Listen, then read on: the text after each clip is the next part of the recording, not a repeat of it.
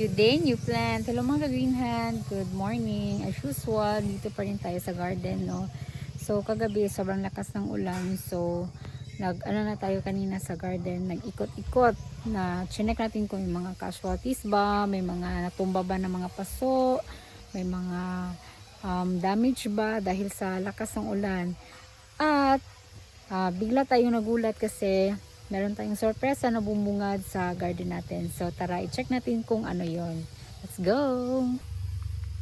So ito yung sinasabi ko sa inyo na surprise. Ayan. Ito siya. So sa mga nakakaalam, ito po yung inflorescence ng philodendron. At ito siya ay nahinog na. So, isa sa mga palatandaan kapag na-hybridize or nahinog na yung ating philodendron ay may mga ganitong signs na siya. Ayan, kusang nadidetach yung mga ibang berries. Yung kadalasan ito, ayan, kusang natatanggal yan siya.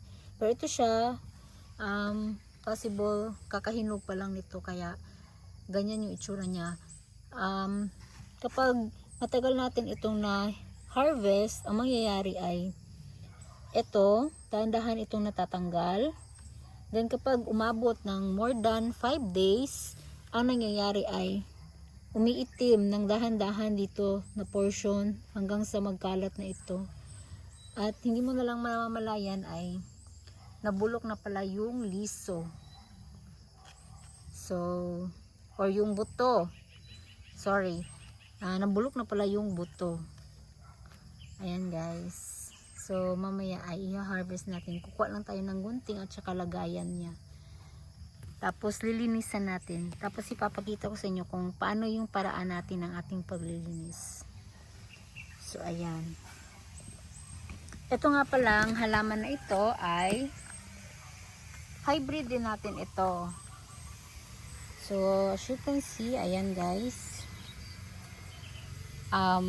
Ito ay Florida Beauty X SP Colombia.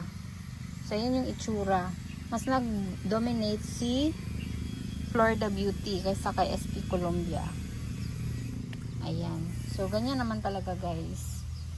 Minsan hindi talaga natin mahulaan, no? Kung ano yung mga mag-dominate, ano yung mga possible na outcome ng pag-hybrid natin, ano yung magiging resulta. So talagang surprise talaga. So kukuha tayo ng gunting para i-harvest natin ito. Ayan o.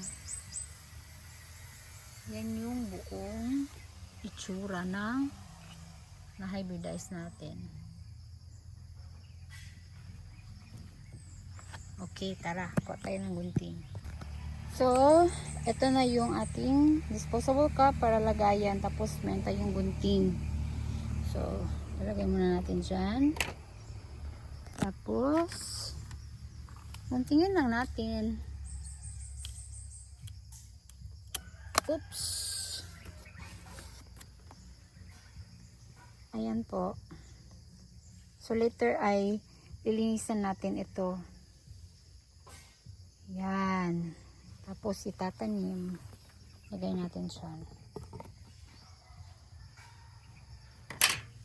So, ito muna yung share ko sa inyo guys. So, don't forget na i-like at i-share yung ating YouTube channel para malaman nyo kung ano yung mga process ng pag-hybridize ng philodendron. Thank you mga ka-green hand!